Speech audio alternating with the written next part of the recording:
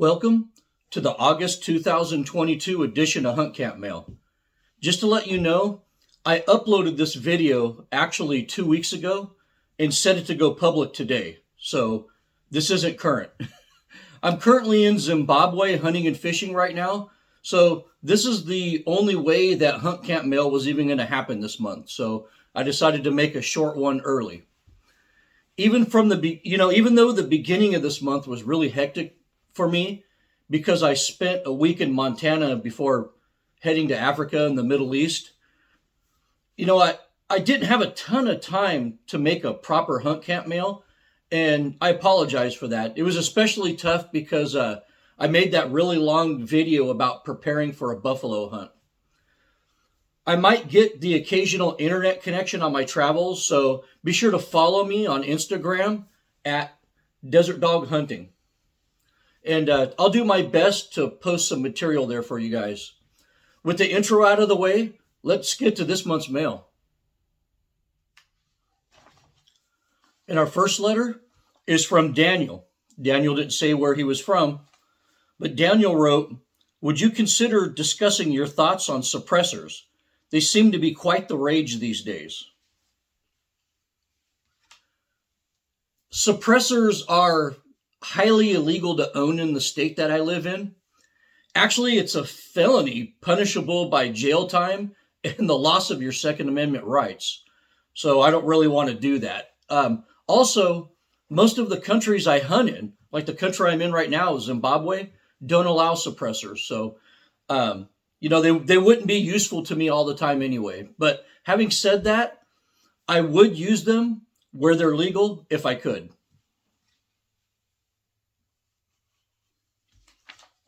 And our next letter is from our next letter is from Shelby from Arkansas. Shelby wrote, "I'm not a hunter, but I enjoy your trout fishing videos.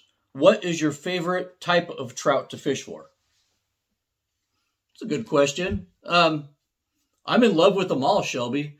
From hunting tiny little brook trout and golden trout with my 3-weight to tangling with big old Lahontan cutthroat trout with my 8 or 9-weight. The thrill of luring a big brownie out from underneath a cut bank or pulling on a fat steelhead is also pretty exhilarating. But my favorite trout is definitely the rainbow trout. They put up a spectacular pound for pound fight, probably the best pound for pound fight of any of the trout species. They eat every type of fly made. They love to jump and take multiple screaming runs, and they're really beautiful to look at. I just love rainbows, and I like the diversity of the different strains of them too. So that's actually what I enjoy catching the most when it comes to trout. And our next letter is from John, and once again, John didn't say where he was from. John wrote, "I have a Howa 7.62 by 39 bolt-action rifle with a 20-inch barrel. I'm going to hand-load Hornady 123 grain SST bullets for hunting of white-tailed deer. What powder and primers do you recommend for my application?" Always happy to get 7.62 by 39 questions. Just absolutely love that round. I think it's the best intermediate round, by the way. And hopefully that's a Howa mini action that you're using. And I love those Howa mini actions. But to answer your question, I use Accurate 1680 to load all of my 7.62 by 39 ammo. And I tend to load them in high volume on my Dillon. Some brass, like I believe Remington brass or the older Remington brass, takes small rifle primers. But most of the other 7.62 by 39 brass manufacturers, their brass takes large rifle primers. So brass will determine the primer that you use. And if your brass does come to use, if the brass you buy is for small rifle primers and you're using a ball powder like I am in that application because of my progressive loading press, I suggest that you use the Magnum small rifle primers. But if you're using large rifle primers, just use the regular large rifle primers, and those are ideal for that application. And our next question is from George from northeastern Pennsylvania. George wrote, I'm going on my first Cape buffalo hunt in May of 2023, and I noticed in your videos you have the culling belt with the elastic loops. How many different belts did you try, and what made this your favorite, and who makes it? Thank you in advance for your answer and for making such fine educational videos. Well, thank you for the nice letter, George. In the past, I've owned the Galco culling belt. I've also tried some of the Trader Keith culling belts, but I didn't like those belts because they just had way too many cartridge loops on them, which took up all the real estate on the belt, so you couldn't really carry anything else on the belt. You also don't want 20 or 30 rounds of big bore ammo on a buffalo hunt. I couldn't imagine having 20 rounds of 458 lot hanging off my gut. So I didn't really like those belt designs. So at the recommendation of hunters that are much more experienced than myself, I ordered this belt from Murray Custom Leather, and I've been more than happy with it. It's the quality that this is manufactured with is just on another level compared to those other belts. And if you noticed, it has a smaller section of loops right here that can easily be placed wherever you want to grab ammo from on your body, which for me, I like it riding more towards my right side. And I also, don't like belts that have leather loops that are closed on the bottom. Either they expand and cartridges tend to fall out of them, or they're a really tight fit and form a vacuum, which makes the rounds kind of hard to pull out when you need them. And I really like these elastic loops better. They're really growing on me. But in the end, belts are a personal preference thing, and everyone's going to be different.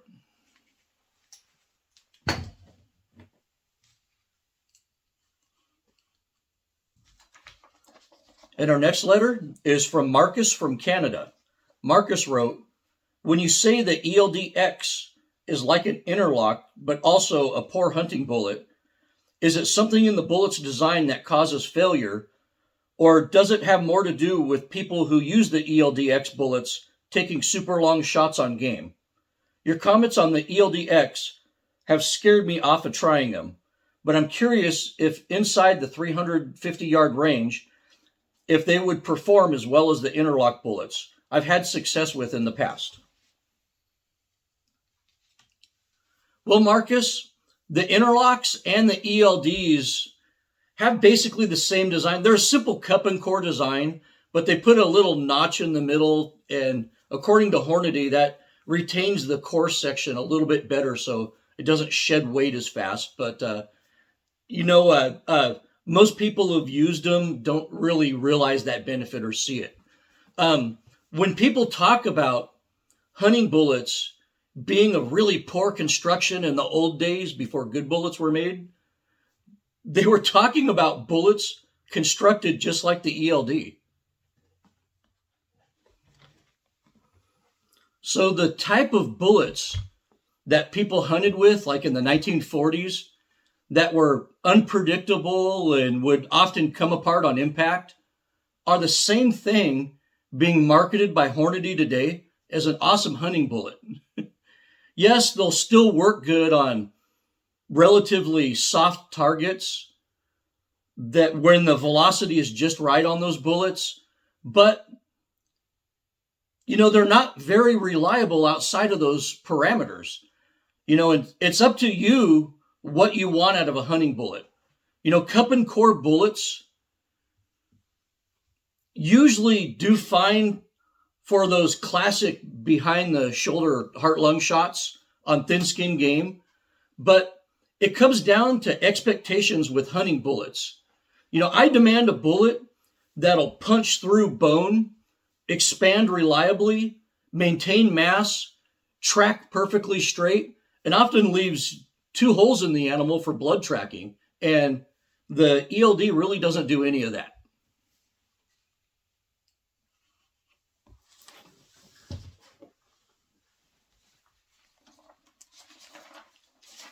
And our next question is from Shane from Glendale, Arizona. Shane wrote, I loved your reloading video. I wish I can get supplies to start reloading myself. I've been to 5 stores and have found nothing. Maybe I can buy some of your supplies from you, or perhaps you could find some supplies for me and let me know. Oh boy.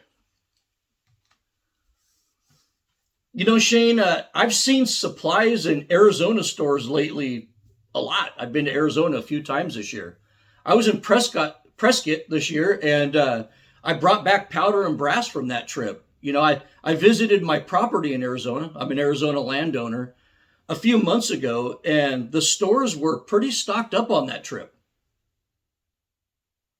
Or just do what I usually do that I basically have been telling people to do in virtually every hunt camp mail and in private email constantly, is keep shopping online regularly and put in back orders when they allow you to do so.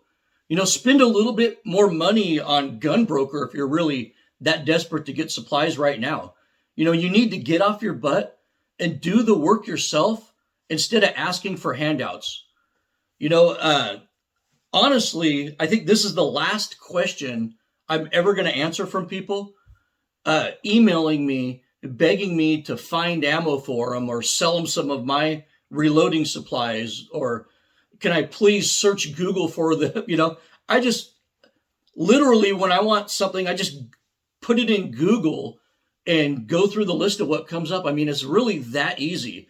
And if you can't do it yourself, I mean, I don't think there's any help or hope for you, really. So this is probably the last of these types of questions I'm going to answer. And just to let you know, last week I was in Missoula, Montana, and this is what I found at the local Shields there.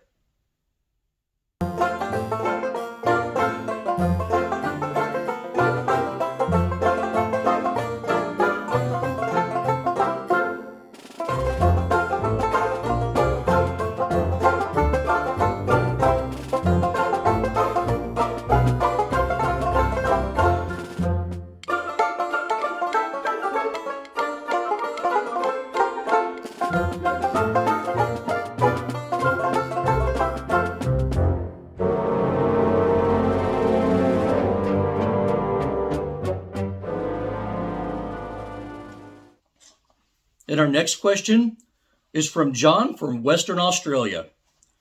John asks, what are your thoughts on circle hooks? And have you ever fished with them yourself? It's a good question. I actually use circle hooks all the time, John.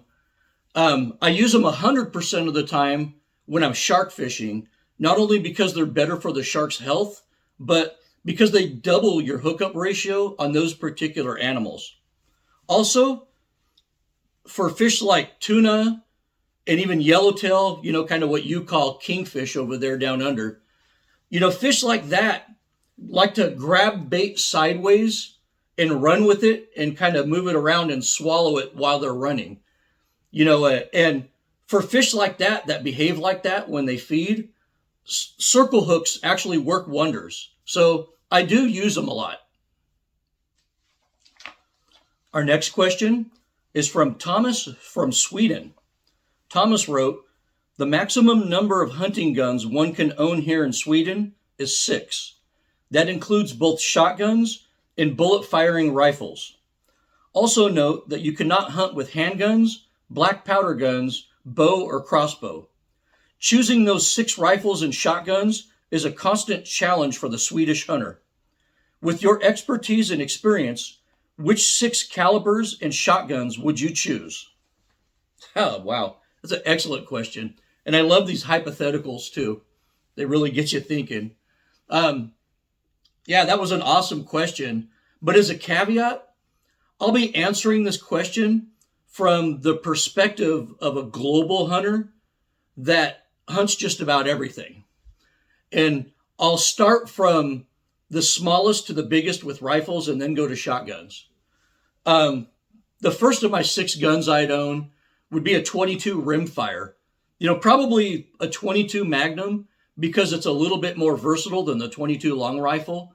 But this would be for everything from squirrels to foxes. My second gun would probably be something like a 25-06, and this would cover everything from varmints to deer. It's flat shooting, very low recoil, and really packs a good punch. My third gun would undoubtedly be a 30-06. It handled everything from deer to moose to bears. It's super prolific. The recoil is moderate. It's very versatile, and it's the most well-rounded cartridge ever produced. My fourth gun would probably be a 416 Remington Magnum. It's been a toss-up between that 416 or the 458 lot, but I'm going to take the 416 as my fourth gun. Either the Remington Magnum or the Rigby in 416.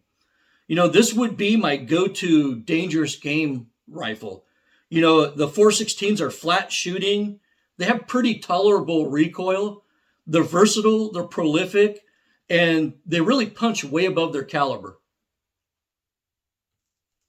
And I believe that would probably be it for rifles, and I'd move on to shotguns. And my fifth gun would be a 20 gauge shotgun. And this would handle all of my upland game hunting and would also be great for those running rabbits or, sometimes tree squirrels. And my sixth and final gun, my last gun, would be a 12 gauge shotgun.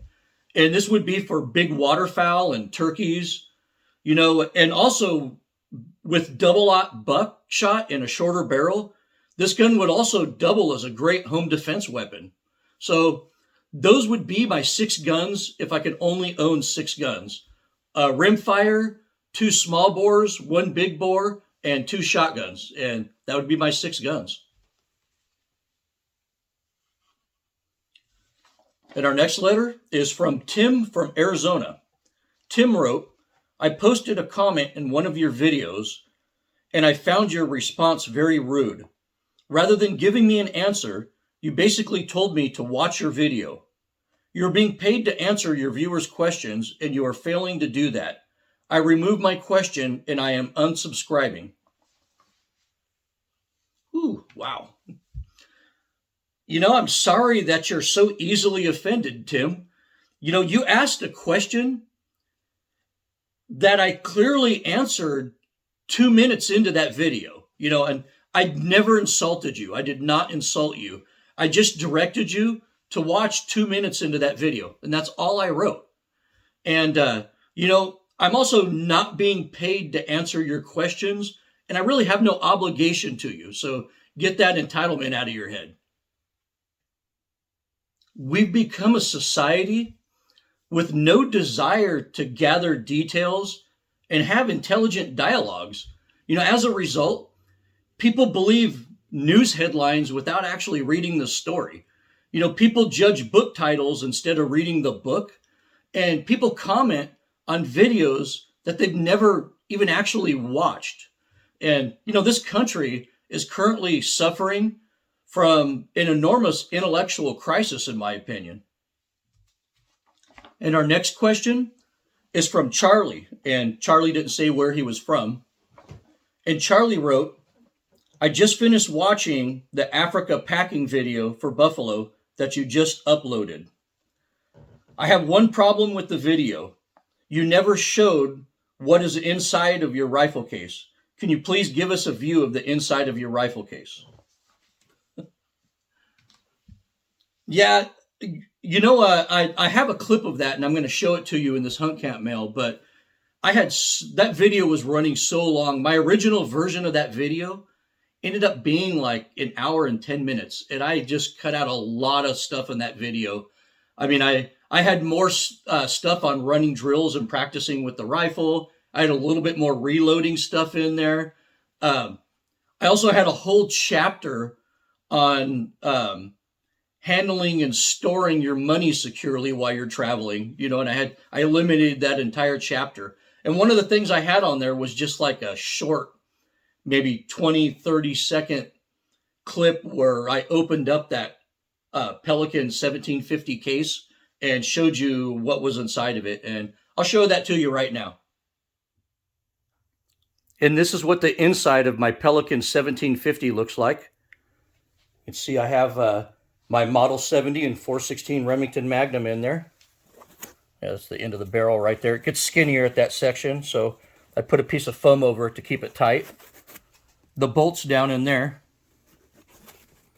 And most airlines appreciate it if you take the bolt out of the gun and separate it.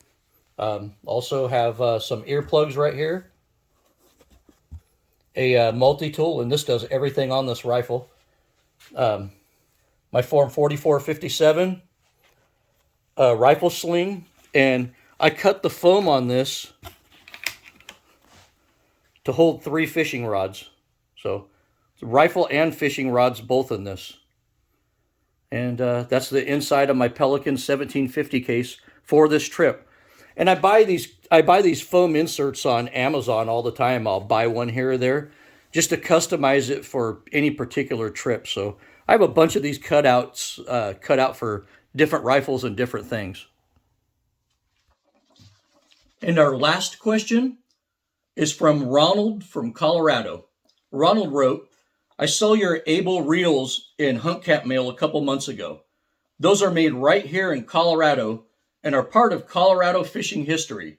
Thanks for giving my state some love.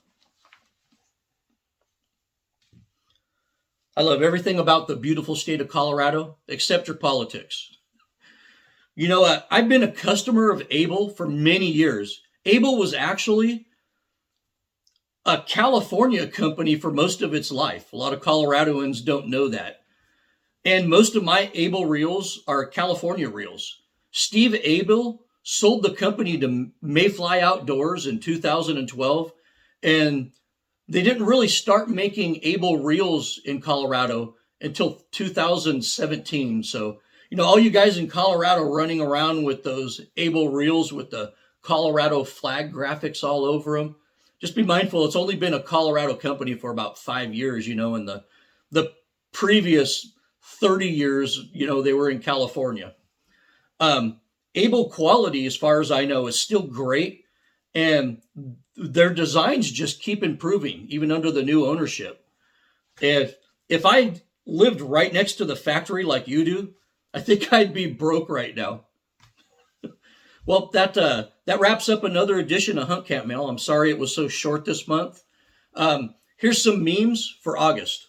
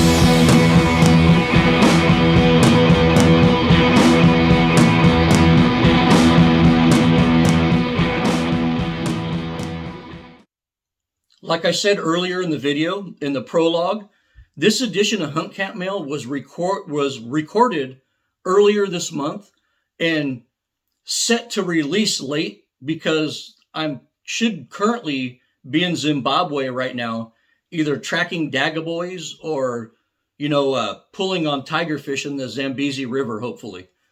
You could follow my adventures on Instagram by hitting my Insta at Desert Dog Hunting. You can also send me questions or comments through email at desertdogoutdoors@gmail.com. Thank you for watching, and as always, good hunting.